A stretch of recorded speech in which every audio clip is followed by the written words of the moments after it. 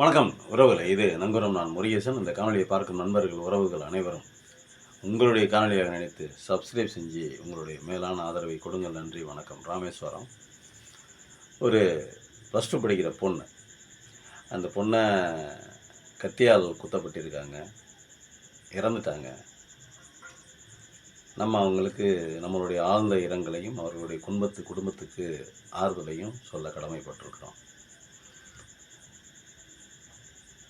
Love பண்ணியிருக்கான் அந்த பையன். அவங்க பேர்லாம் வேணாம், அதெல்லாம் பேப்பரில் போட்டாங்க. நம்ம அதெல்லாம் நம்ம சொல்கிறதில்ல, யார் பேரையும் நம்ம குறிப்பிட்டு சொல்கிறதில்ல. அது வேணாம், அது நம்ம சொல்கிறதில்லன்னு நம்ம பாலிசியாகவே வச்சுருக்கோம். அந்த பொண்ணை ஸ்கூலுக்கு போகும்போது அந்த பையன் வழிமறித்து ஏதோ சொல்லியிருக்கிறான். அந்த பொண்ணு வேணான்னு சொல்லியிருக்குது. அதுக்காக கத்தியால் குத்தியிருக்கான். அதுக்கு முன்னாடி அவங்க லவ் பண்ணாங்களா இல்லையாங்கிறது தெரியல.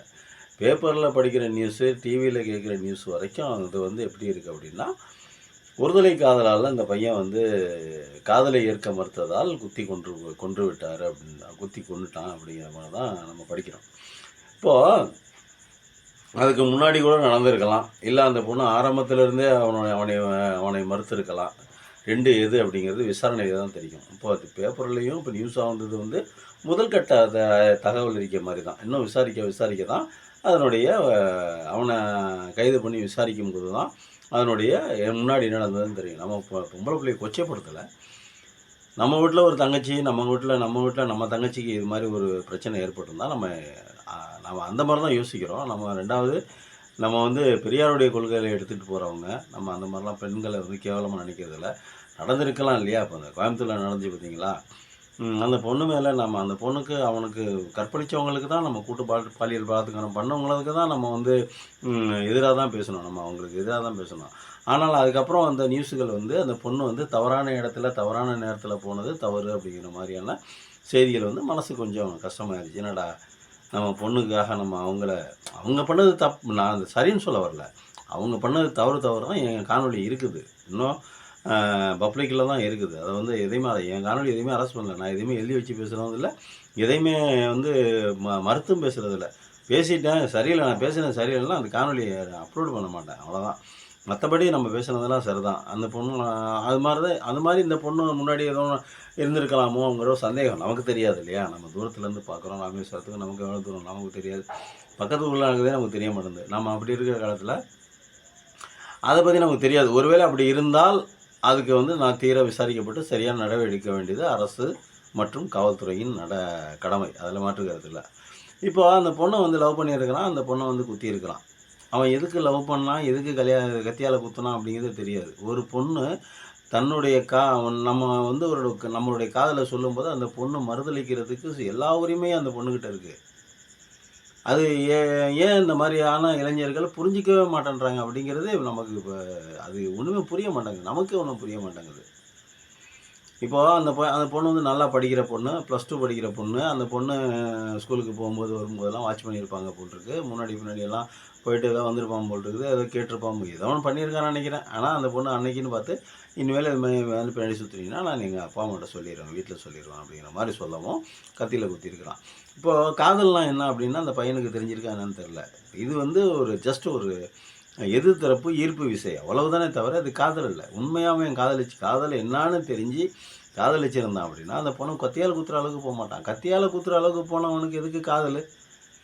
ஜெயிலில் போய் இருக்கணும் அப்படிங்கிற மென்டாலிட்டி, மனநிலை இருக்கணும் இருக்கிறவனுக்கு எதுக்கு காதல், எதுக்கு லவ்? அதுக்கே ஒரு பொண்ணு மேலே ஆசைப்படணும். இப்போ அந்த பொண்ணுக்கு ஒரு கனவு இருக்கும், அந்த குடும்பத்துக்கு ஒரு கனவு இருக்கும். அந்த பொண்ணை வைத்து அந்த குடும்பம் எப்படியாப்பட்ட குடும்பம்னு நமக்கு தெரியல.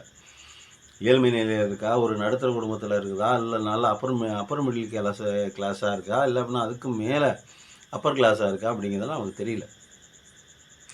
ஒருவேளை ஒரு சாதாரண குடும்பத்து பொண்ணாக இருக்குது அப்படின்னு சொல்லிட்டு வச்சுக்குவோம், ஒரு பேச்சுக்கு வச்சுக்குவோமே. அந்த பொண்ணு மேலே ஒரு ஆசையை திணிச்சிருப்பாங்க, ஒரு கனவை விதைச்சிருப்பாங்க. அம்மா நீ இந்த மாதிரி படிக்கணும், இவ்வளவு படிக்கணும், நீ இந்த இடத்துக்கு போகணும், இவ்வளோ உயரத்தை எட்டணும் நீ அப்படின்னு ஆசையாக வளர்த்துருப்பாங்க. அவங்க பெற்றவங்களும் ஆசையோடு இருந்திருப்பாங்க. கூட பிறந்தவங்க, அவங்க சொந்தக்காரங்க, பந்தக்காரங்க எல்லாமும் என் தங்கச்சி பொண்ணு நல்லா படிக்குது, எங்கள் சித்தப்பா பொண்ணு நல்லா படிக்குது, எங்கள் அண்ணன் பிள்ளை நல்லா படிக்குது, எங்கள் அத்தை மகன் நல்லா படிக்கிறா அப்படிங்கிற மாதிரிலாம் பேசிக்கிட்டு ஒரு மகிழ்ச்சியோட ஒரு ஆனந்தத்தோடு இருந்திருப்பாங்க. அந்த அத்தனை கனவுகளும் கலைக்கப்பட்டுருச்சு. அந்த குடும்பத்தில் இருக்கக்கூடிய அத்தனை பேருடைய கனவுகளும் கலைக்கப்பட்டு இருக்கிறது. இந்த பெண் தன்னுடைய இன்னுயிரை இழந்திருக்காங்க. வாழ வேண்டிய ஒரு வயசு புள்ள, வாழ வேண்டிய ஒரு பச்சிலம் குழந்தை, வாழ்க்கைனா என்னான்னு தெரிஞ்சுக்கிறதுக்கு முன்னாடியே கழுத்தறுக்கப்பட்டு விட்டாள் அப்படிங்கிறதான் நம்ம தோணுது. இந்த கொடூர செயலுக்கு என்ன தண்டனை அப்படிங்கிறது தெரியல. இந்த மாதிரியான கொடூர செயலுக்கு என்ன தண்டனை அப்படின்ல. லவ்னா என்ன அர்த்தம் அப்படின்னா, நம்ம லவ் பண்ணுற அந்த பொண்ணு நல்லா இருக்கணும். நமக்கு கிடைக்காட்டியும் பரவாயில்ல, அந்த பொண்ணு என்றென்றும் நல்லா இருக்கணும். நம்ம பார்க்கும்போதெல்லாம் பூவும் பொட்டுமா இருக்கணும், சந்தோஷமாக இருக்கணும். அந்த இதுதானே லவ் பண்ணுறவங்க விரும்புவாங்க. என்னடா முட்டாள்தனமாக கொலை பண்ணிவிட்டு ஜெயிலுக்கு போகிற அளவுக்கு, அதுக்கு பேர் சைக்கோ. இவன் சரியான பையன் இல்லை. இவர் வந்து மென்டாலிட்டி ஒரு ஹியூமன் பீயிங் அப்படின்னு எடுத்துக்கிட்டால் அவனுக்கு அந்த நம்ம கூடி வாழக்கூடிய இயல்பை உடையவர்கள்லாம். அப்படி கூடி வாழக்கூடிய இயல்பில் இருக்கும். கொல்லணும்னு எப்படி தோணும்? வாழணும் தானே. வாழணும்னு தோன்றவன் தான் மனுஷன். கொண்டுபிட்டு ஜெயிலுக்கு போகணுன்னு தோன்றவன் மனிதனா? அவன் சரியான மனிதன் இல்லை அப்படின்னு தான் நம்ம பார்க்க வேண்டியிருக்குது. இப்போ அந்த பொண்ணோட வாழ்க்கை போச்சு. அந்த குடும்பத்தினுடைய ஆசை கனவுகள் அனைத்தும் கருகப்பட்டு விட்டது. எல்லாம் முடிஞ்சு போச்சு. ஒரு வாரத்துக்கு, ஒரு மாதத்துக்கு, ஒரு வருஷத்துக்கு வருத்தமாக தான் இருக்கும். அவங்க பெற்றவங்க அவங்க சாகிற வரைக்கும் அவங்களுக்கு வருத்தமாக தான் இருக்கும். 20 வயசு வரைக்கும் அந்த ஒரு பொண்ணை பெற்று வளர்த்து படிக்க வச்சு +2 வரைக்கும் கொண்டு வரதெல்லாம் ஒரு பெரிய சாதனை. இன்றைக்கி பெண்கள் படிக்கவே கூடாது அப்படிங்கிற சூழ்நிலையிலேருந்து இன்றைக்கி படித்து நல்லா பெரிய பெரிய வேலைக்கு போகிறாங்க நினைக்கிறது போது ஒரு சந்தோஷம் வருது. அதெல்லாம் எதையுமே எட்டி பிடிக்காத இந்த குழந்தை, நல்லா படிக்கிற குழந்தை செத்து போச்சு. சரி, இப்போ இவன் கொண்டு விட்டாலாம், காதலாம் என்னென்னு தெரியாது, கொண்டு விட்டான். காதலிச்ச பொண்ணுக்கிட்ட நீ போய் காதலை சொல்கிறதுக்கு எதுக்கு கத்தி எடுத்துகிட்டு போகிறான் அப்படின்னு தெரியலையே. காதலிச்ச பொண்ணுகிட்ட காதலை சொல்ல போகிறான். எப்பயும் போல் அந்த பொண்ணு பின்னாடி போயிருப்பான், ஏதோ ஒன்று பண்ணியிருப்பான், பேசியிருப்பான். என்ன போல பேச மாட்டாங்கிறதா சொல்லியிருப்பான். கத்தி எதுக்கு எடுத்துகிட்டு போகிறான்? அப்போது இவன் காதலிக்க போனானா இல்லை அந்த பிள்ளையை கொலை பண்ணுறதுக்காக வேண்டி காதலிக்கிற மாதிரி நடிக்க போனானா அப்படிங்கிறதே தெரியல. அதுவும் 2 கத்தி எடுத்துகிட்டு போயிருக்கான். பொண்ணுக்கிட்ட லவ் சொல்ல போகிறவன் எதுக்கு நான் கத்தி எடுத்துகிட்டு போகணும்? ஒருவேளை ஒரு தடவைக்கு பல தடவை மறுத்துருச்சா, என்ன பிரச்சனை எது பிரச்சனை அது தெரியலை. சரி, எந்த பிரச்சனையாக இருந்தாலும் தன்னை உண்மையிலே நீ காதலிச்சிருந்தா அந்த பையன் நல்லா இருக்கணும் தானே விருப்பப்பட்டிருப்பான். என்ன கர்மம் முடிச்சவங்க, என்ன மனசில் அவங்களோட எண்ணங்கள்லாம் என்ன ஓடுதுன்னு தெரில. இப்போ அந்த பொண்ணு எப்படி குத்திருக்கான் அப்படின்னா, பின்னாடியிலேருந்து குத்திருக்கிறான். அப்படி தான் பேப்பர் ரிப்போர்ட் சொல்லுது, தந்தி பேப்பரில் தான் போட்டிருக்கு. பின்னாடியிலேருந்து கத்தி குத்தி, அப்போ முன்னாடி கத்தி வந்துருச்சான். அப்போ எவ்வளோ ஃபோர்ஸாக குத்திருப்பான் அவன். அப்போது இது நம்மளுடைய காதலிக்கிற பொண்ணு, அதுக்கு அந்த பொண்ணுக்கு வலிக்குது, அந்த பொண்ணு துடிக்குது, அப்படியே ஓடி இருக்குது. அந்த பொண்ணு கத்தி குத்த வாங்கிட்டு ஓடி இருக்குது. குரல் அரெஸ்ட் ஆகிருக்கும், அப்படியே வேன்னு ஓடி இருக்கும், கதறிக்கிட்டு கதறலோட திருப்பி திரட்டிட்டு போய் 100 கத்தி எடுத்து அந்த பொண்ணை குத்தி கிழிச்சு சாவடிச்சிருக்கிறான். அப்போது இவன் ஒரு சைக்கோ. இவன் வெளியில் பூமியில் மண்ணில் நடமாடுறதுக்கு எந்த தகுதியும் இல்லாத ஒரு தருதலை. அதனால தான் 2 கத்தியோட போயிருக்கான் அவன். உணர்ச்சி வசப்பட்டு நீ காத்தலிக்கலையா அப்படின்னு உணர்ச்சி வசப்பட்டு எடுத்து அடிக்கிறது இது வேறு. ஏதோ ஏதோ கையில் எடுத்துகிட்டு போயிடும். ஆனால் அருவாலை கொண்டு போகிறவன், கத்தி எடுத்துக்கிட்டு போகிறவன் அப்படின்னா அவன் பிளான் பண்ணி தான் செஞ்சுருக்கிறான். பிளான் பண்ணி செய்கிறது அவன் கிரிமினல், சைக்கோ மென்டாலிட்டி அவனுக்கு. முழு பைத்தியமாக இருந்தால் கேங்கன்னு போயிடுவான். அரை பைத்தியம் இருக்கா பார்த்தீங்களா, அந்த அரை பைத்தியக்காரன் தான் அந்த மாதிரிலாம் வேலை செய்வான்.